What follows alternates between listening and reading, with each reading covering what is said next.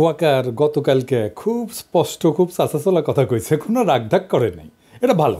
আমি আপনাদের সতর্ক করে দিচ্ছি, পরে বলবেন যে আমি সতর্ক করিনি। আমি আপনাদের সতর্ক করে দিচ্ছি, আপনারা যদি নিজেদের মধ্যে ভেদাভেদ ভুলে একসাথে কাজ না করতে পারেন, নিজেরা যদি কাদা ছোড়াছুড়ি করেন, মারামারি কাটাকাটি করেন, এই দেশ এবং জাতির স্বাধীনতা সার্বভৌমত্ব বিপন্ন হবে।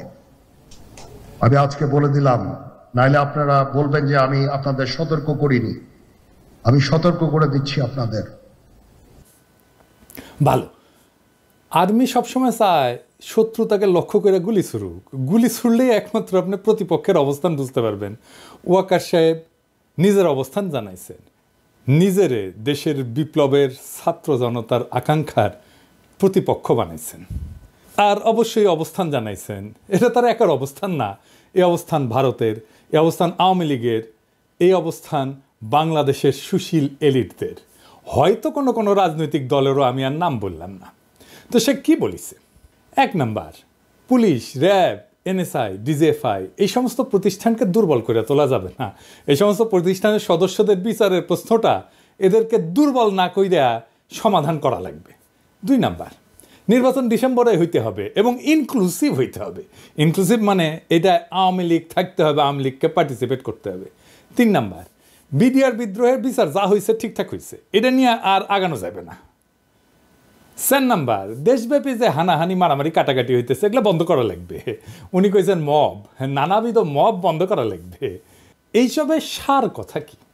সার কথা হইল প্রফেসর ইউনূসের সরকারকে দ্রুত বিদায় নেওয়া লাগবে এবং বিপ্লবী তৎপরতাগুলো বন্ধ করা লাগবে। সোজা কথায় স্ট্যাবলিশমেন্টকে ঠিক রাখা লাগবে। আওয়ামী লীগকেও নির্বাচনে অংশগ্রহণ করতে দিতে হবে।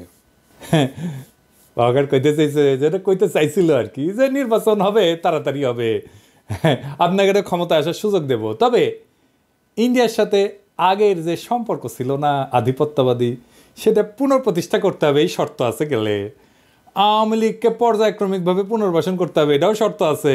বিডিআরের হত্যাকাণ্ডের বিচার নিয়ে আগাইতে পারবেন, এটাও শর্ত আছে। অন্য সকল বাহিনীর বিরুদ্ধে চলমান তদন্ত বন্ধ করতে হবে, এটা আর একটা শর্ত। আর সেনাবাহিনীর আয় ব্যয়ের যে হিসাব টিসাব আছে না, এগুলোর গোপনীয়তা রক্ষা করতে হবে, এটাও একটা শর্ত। খেয়াল করলে দেখবেন যে আওয়ামী লীগের ষড়যন্ত্রের বিরুদ্ধে ওয়াকারের কোনো বক্তব্য নাই, বরং বেশি বাড়াবাড়ি করলে সার্বভৌমত্ব ঝুঁকিতে পড়ার হুমকি আছে। মানে কি?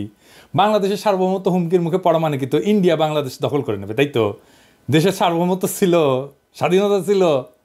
1971-এর 25শে মার্চ পাকিস্তানি বাহিনী গণহত্যা চালাইল। তারপরে কি হইল? শান্তি বাহিনী তৈরি হইল। মানে যা হওয়ার হয়েছে, এখন আমরা শান্তি চাই, মুক্তিযোদ্ধারা সব দুষ্কৃতিকারী। এই মাইন্ডসেট, এটাই হইতেছে দুর্বল ভীরু কাপুরুষের মাইন্ডসেট, এটাই হইতেছে সেই পাকিস্তানি বর্বরতার মাইন্ডসেট। এই মাইন্ডসেটই দেখাইলো ওয়াকার। যা হওয়ার হয়েছে, যারা বিপ্লব করছে তারা মব, যারা বিপ্লব করছে তারা দুষ্কৃতিকারী, যারা বিপ্লবী কর্মকাণ্ড চালায় তারা দুষ্কৃতিকারী। যেখানে হাসিনা বলে সহিংসতার নির্দেশ দেয়, শুনেন। 32 নম্বর যে হাত দিয়ে হাতুড়ি পিঠে ভেঙেছে আর ওই ট্রাক্টর চালিয়েছে, তাদের ওই হাত দিনের মতো এমন করে দিতে হবে যেন প্রতি মুহূর্তে হাতের দিকে তাকিয়ে এটা যেন মনে করে যে এই হাত দিয়ে 32 নম্বর ভেঙেছে। এটা পারবে কি তোমরা? সেটা আমাকে বলো, সেটা আমি চাই। সকলের ছবি আছে, খুঁজে খুঁজে বের করো কে কোথায় বেঁচে থাকবে সারা জীবন আর ওই হাত দেখবে। এটাই আমি চাই, আর কিছু চাই না। সেইখানে ওয়াকার কারে হানাহানি থামানোর কথা বলতেছে? কারে? হাসিনাকে তো বলে না। ওয়াকার বলে কাদা ছোড়াছুরির কথা। মানে রাজনৈতিক বিতর্ক থাকবে না সমাজে। 15 বছরের ফ্যাসিবাদের ভূত 7 মাসে দূর করা যাবে? ওয়াকারকে নিজে তার দায়িত্ব পালন করেছে। আওয়ামী লীগারদের ক্যান্টনমেন্টে আশ্রয় দিছে কে? দুর্বৃত্ত জেনারেলদের নিরাপদে পালায় যেতে সাহায্য করছে কে?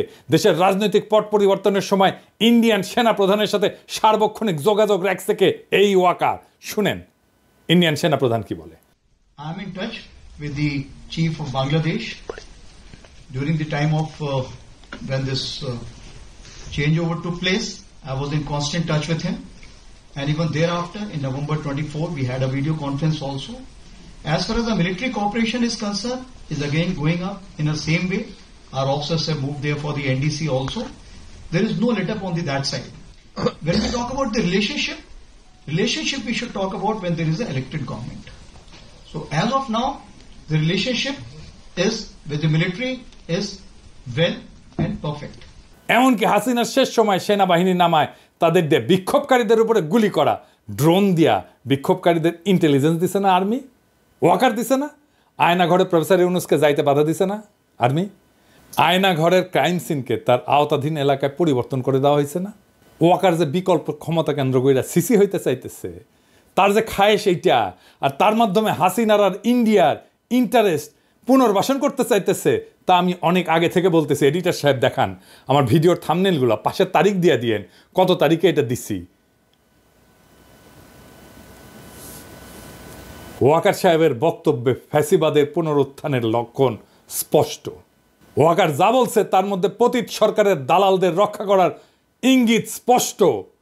তর্জনী উঠায় সবাইকে সতর্ক করছেন ওয়াকার সাহেব। ওই তর্জনী আমরা চিনি, ওইটা মুজিবের স্বৈরাচারী তর্জনী, ওইটা হাসিনার ফ্যাসিস্ট তর্জনী, ওইটা মোদির হিন্দুত্ববাদী তর্জনী। এই হেডম কই থেকে আসে তা আমরা জানি। ওয়াকার সাহেব মেলা সেনা প্রধান আসতে গেছে, ওই চেয়ারে যতদিন ততদিনই হেডম। মাথায় রেখেন কথাটা, এটা কোনো হেডম না। যাদের সাথে খেলতে আসতেছেন তাদের হেডম চেয়ারের উপরে না, তাদের হেডম রাস্তায় জনতার শক্তিতে। আসেন এটা এটা করে ধরি। হাসিনা বলতো আমার অপরাধটা কি শুনেন। দেশবাসীর কাছে আমি বিচার চাই, কি অপরাধটা কি করেছি। আর হাসিনার বনজামাই ওয়াকার বলে সে নাকি জানেই না কেন লোকে তার উপরে বিলা। এটা কি ফ্যামিলির ঐতিহ্য ওয়াকার সাহেব? আপনি তো ফ্যামিলির পার্ট না, বিয়ে করেছেন ওই ফ্যামিলির, তো আপনার ভিতরে তো ওই জিনটা নাই, তাও এটা শিখে গেছেন না। তো ওয়াকার সাহেব একদিন আমরা যে এত কিছু কইলাম তখন আপনি কইছিলেন কানের মধ্যে কি তুলা দিয়ে রাখিছিলেন নাকি বিপ্লবী ছাত্র জনতার গণদাবির প্রতি আপনার কোনো শ্রদ্ধা নাই? অবশ্য না থাকাটা স্বাভাবিক। আপনি তো বাংলাদেশে এই মুহূর্তে পতিত স্বৈরাচার হাসিনা শেখ পরিবারের শেষ ব্যক্তি যে বাংলাদেশে আছে, তাই দেশের স্বার্থে এই বিষয়ে কথা বলা দরকার। আমি ওয়াকার সাহেবকে কিছু প্রশ্ন করব, সবকও দেব। আপনার যদি হ্যাডম থাকে ওয়াকার সাহেব, তাইলে অনুরোধ করব আমার সব প্রশ্নের উত্তর সংবাদ সম্মেলন করে দিবেন, নাইলে জাতি বুঝে নেবে জুলাই বিপ্লবের পর নতুন বাংলাদেশ বিনির্মাণে আপনার অবস্থান কি। চলেন আল্লাহর নামে শুরু করি। ওয়াই সাহেব আপনি আজকে আমাদের উপদেশ দিলেন, বললেন যে আপনার উপদেশ শুনলে দেশবাসীর লাভ হবে। তা তো ভালোই, তো দেশ কিভাবে চলবে সে উপদেশ দ্বারা আপনি কেডা? আপনি কোন তালে বর্মিয়া? সেনাবাহিনীর কাজ কি দেশে পলিসি নির্ধারণ করা? দেশ পরিচালনার দায়িত্ব সরকারের আর সিভিল প্রশাসনের। আপনারা মাঠে আছেন ইন এইড টু সিভিল পাওয়ার, আপনারা হলেন দেশের পাহারাদার, পাহারাদারই থাকেন। আপনি বলেন সেনাবাহিনী ডিসিপ্লিন ফোর্স, তো আপনার নিজের ডিসিপ্লিন কই? আপনার নিজের ডিসিপ্লিন কোথায় বলা আছে সেনাপ্রধান দেশবাসীকে পরিচালনার উপদেশ দিতে পারে? এটা কি আপনার কাজ? 2 নাম্বার, আপনি যদি জনগণকে ভয় দেখান এই বলে যে ডিসিপ্লিন ফোর্সকে অন্য পথে পরিচালনা করবেন না, কি বুঝাইতে চাইলেন আপনি? ক্ষমতা দখল করবেন? দখল করে দেখেন আপনার অবস্থা তো খালেদ মোশাররফের চাইতে খারাপ হবে।